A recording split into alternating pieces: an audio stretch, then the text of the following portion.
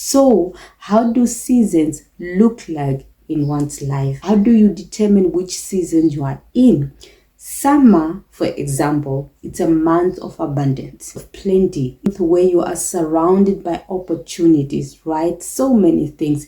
In general, this is how summer looks like. So here's what you need to do in summer in order for you to survive your summer. Even if it looks like you have everything at your disposal, it's not always true. You need to be on guard. Be on guard because the enemy doesn't sleep. So be on guard. Secondly, you need to protect your values. As a Christian, if you are a child of God, be a child of God, be a Christian. So normally a season of autumn is a season of harvesting. It's a season of harvesting. The enemy want to come plant tares among the weeds. Remember, there's a scripture that says that when the farmer was sleeping, the enemy came in at night and planted tares among the weeds.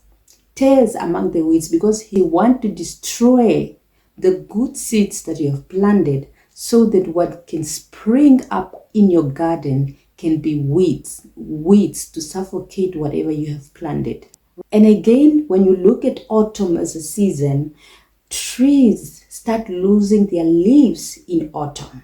It has to lose some of the fragile things on it. And some of the weakest and fragile part of the tree is leaves. Leaves are very soft, they are very fragile, and it cannot proceed with leaves to winter. So it loses the leaves so that after winter, it can get new leaves, right? So what does this mean in our life? As we are approaching our winter, what does this mean? It means if you are a Christian, you are a child of God, there are certain things that you're struggling with. Let me say bad habits, you are having addictions, you are having even bad friends, weak friends. You are having friends that don't pray, you are having friends that speak negative. Make sure that those friends do not surround you in the season of your hardship because they are a weak link to you. They are more like just leaves. So as a tree loses its leaves, you also need to lose fragile things that you have surrounded yourself with. And this includes certain people in your life. I'm not saying cut them off, but you reduce your interaction with them because what they're gonna put in your mind may destroy you or may not help you in the season of hardship. Winter is a season. Just like any other season, it also passes. It doesn't last forever. So how does winter look like in one's life? Winter can be represented by a sickness. It can be a loss of, a loved one through death. It can be you have been laid off from the job and now you are in a very difficult financial situation. It can be a child that have gone off course. It can be so many things, but that season is a hard season. Sometimes it can last longer. Sometimes it can be just for a moment. If you remember the woman with the issue of blood, the Bible tells us that this woman has suffered for 12 years. Her winter lasted for 12 years, right? But eventually it passed because it was a season in her life. It eventually passed. So here are the main keys to handle your winters. Number 1, be patient. Number 2, be determined. Be determined. In your mind, don't be defeated. Circumstances outside may seem like you have been defeated. Other people may look at you and say that she is defeated. Why can't she just give up? Don't accept defeat.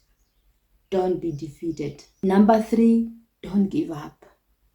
Don't give up. Be strong in the Lord and in the power of His might. So after a while, winter will soon pass. It will soon give way to spring. It will soon give way to light, to opportunities, to joy again. Remember, no season lasts forever. Here's the challenge in the time of springtime. If you have been long in winter, if you have been exposed to winter for such a long time, sometimes your thoughts was to give up. But if the window of opportunity opens, you may not be ready to see it. So you need to push yourself forward in order to grab the opportunities when they arise. You need to push yourself forward in order to take hold of these opportunities. When a door opens, do not doubt yourself.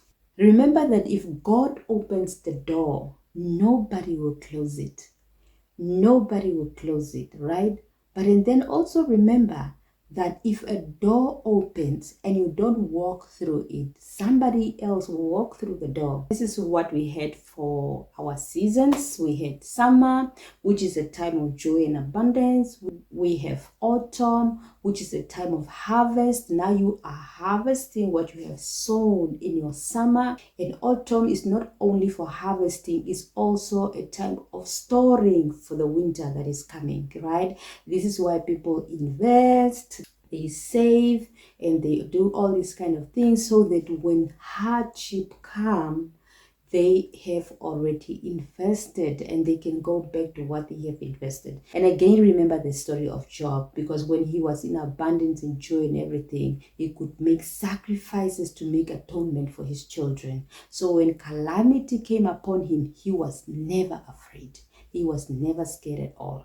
In winter, we know that it's a season of hardship. Sickness can be anything that, whatever calamity can fall on you at that point in time. You have done all kinds of things. Now your winter is going to stand for you, right? If you have served God faithful, God will never leave you. He will never forsake you. But make sure that the kind of life that you live will bring a good harvest for you. Because remember, scripture says that he who is lazy to plow land in winter will have nothing to harvest in autumn.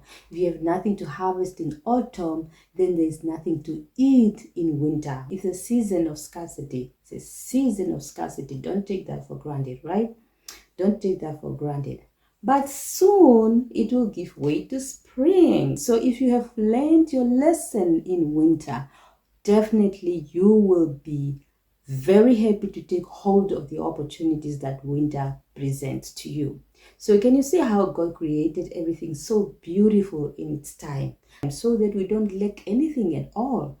God says that he will never leave us. He will never forsake us.